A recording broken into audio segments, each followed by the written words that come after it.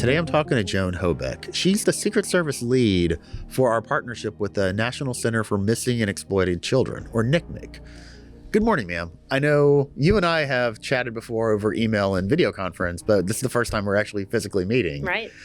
Can you tell my audience and me a little bit about you? So my name is Joan Hoback, and I'm the Deputy Special Agent in charge of the Forensic Services Division. And I am also the Supervisory Program Manager of the Secret Service NCMEC program because it falls under me as the DSAIC.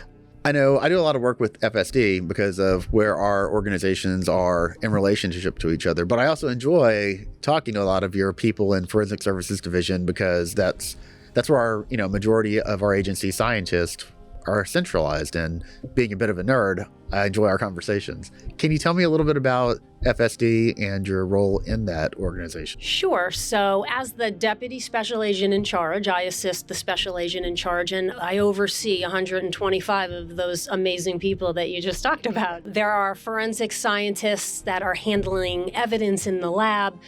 They're highly technical and proficient individuals that are able to enhance and develop visual data, and they're a uniquely trained group of special agents that work in our polygraph program.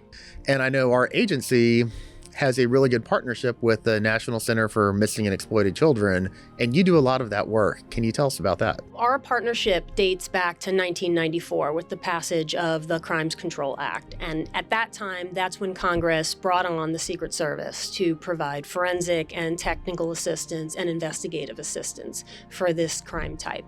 So how we support these cases in FSD are look at latent fingerprint exams, we'll analyze question documents, handwriting analysis, we have emerging DNA capabilities, we have the use of the polygraph exam as an investigative tool, and we have audio and video enhancement.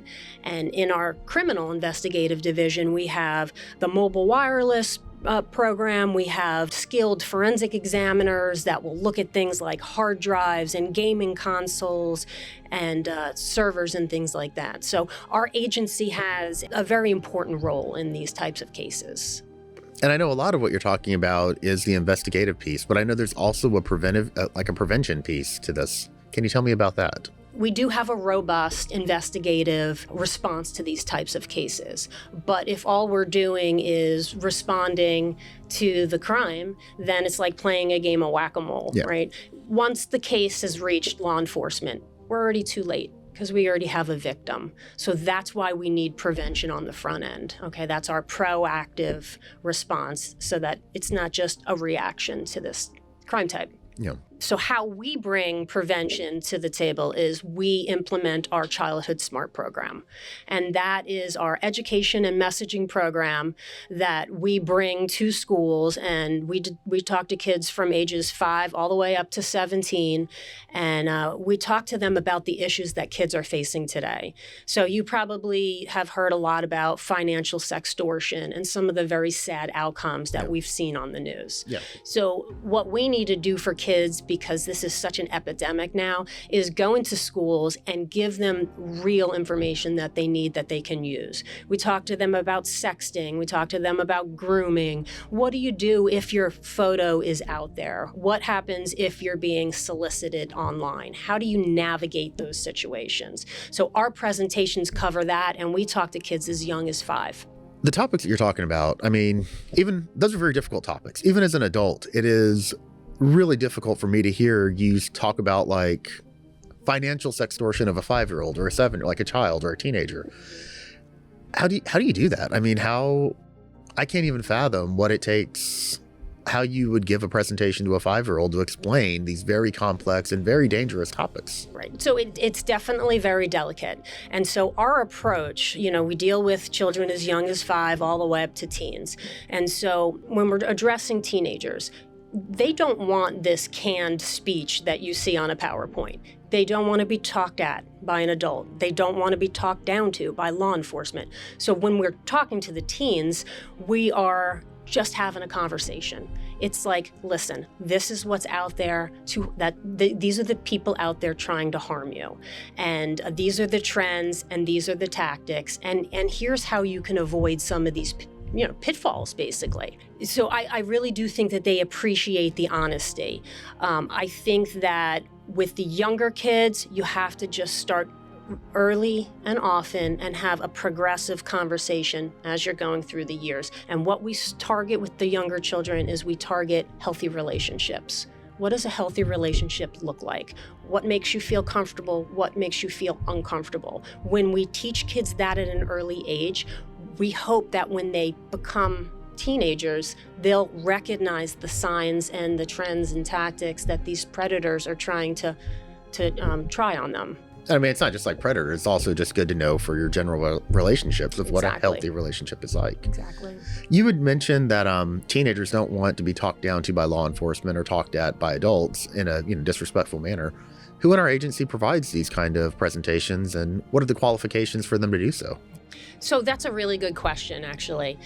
When the Childhood SMART program started in 2016, we were a small local program here in the DMV, and it was just Secret Service NCMEC liaisons. There were 2 of us, and we brought the program to schools and communities locally.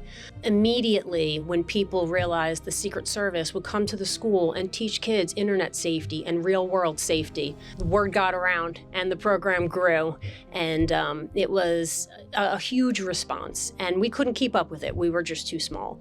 So what we did was we created a secondary program called the Ambassadors Program, and we use it as a force multiplier. So our ambassadors are recruited and trained employees. They're serving as collateral duty for Secret Service, and they are trained here at the National Center by the professionals. And they bring the program to the communities and the schools where they live.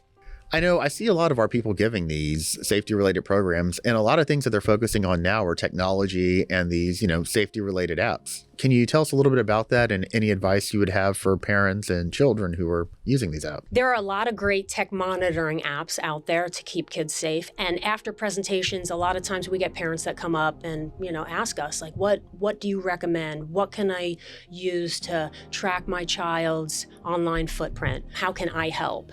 And tech monitoring apps are great. They're wonderful. I use them myself on my own, children. And, do they know? Yes. I feel like it's important to be honest with them because that's a great question, because it is important to have an open conversation. Hey, this is my job to keep you safe, and these are the things that I feel like I need to do as a parent. So yes, they do know. When parents come up to me, they're like, what's the best thing to use? What's going to keep my kid the most safe? My best advice to parents is, you will never keep up with your child's online footprint if that's the way you're going about it. I mean, it's good to have those options. I'm not saying that you shouldn't use them. I'm just saying you shouldn't rely on them. At some point, the child's going to be out there on an app you don't know they're using. So you're already behind the 8 ball in that manner. Nothing replaces a well-educated child. So, all the parental monitoring in the world won't be as effective as a child who's educated and knows how to respond to these types of things. And I think that gets back to that prevention piece. And the best way that we help children and start at this preventive method is by partnering with other people. Can you tell me a little bit about some of these other partnerships that we have? Yes. So we have partnerships throughout the federal agency and in the private sector as well. We partner with FBI. We partner with state and locals in the ICACs. The ICAC is the Internet Crimes Against Children Task Force. But most importantly, we partner with DHS. We partner with our sister agencies under the DHS umbrella. We have S&T, which is Science and Technology, helping to create apps and helping investigators to better monitor. We have these partnerships. We rely on them, and this is how we plan to move forward in this day and age with this child sexual exploitation and abuse coming to the forefront of things. So in fact, the Secretary of Homeland Security just recently launched this first ever federal campaign called the Know to Protect campaign. And that's where all the components under DHS will come together and maximize their efforts to combat this child sexual exploitation abuse. And the timing on that actually works out really well because I know this month, April, is National Child Abuse Prevention Month. And can you tell me a little bit about what next month is going to become? So to recognize the DHS campaign, the director of the Secret Service has designated May as Secret Service Child Safety Month. It's going to be an all-hands-on-deck effort from the Secret Service. So if you're a parent or if your spouse is a teacher, they can take the information that we have on our intranet or the Know to Protect website and bring it to the schools and advertise for us. And then our ambassadors can come in and give the presentation to the school and reach those children. I know there's a really strong association between our agency and the NCMEC organization, and a lot of that hinges on your role. And, when people in our organization talk about NCMEC, it's kind of like, Joan is NCMEC. What do you say to that?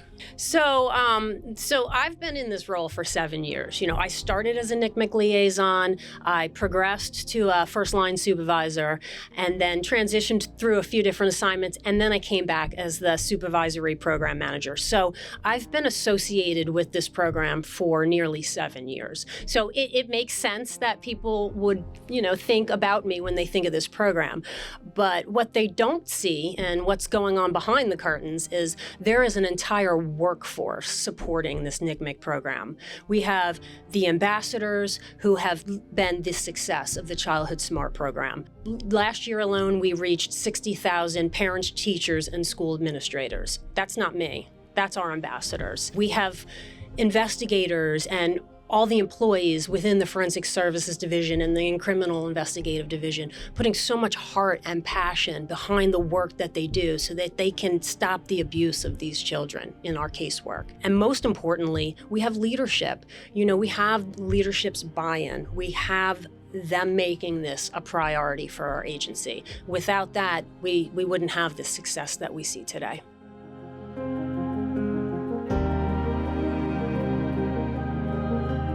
Child sexual abuse and exploitation, it's not going away anytime soon. It's out there, it's rampant, but we're a strong force. We have our DHS counterparts, we have our other federal agencies, we have the full backing of our political leaders. The crime is strong, the force is strong, but we're stronger, and it might not be going away anytime soon, but either are we.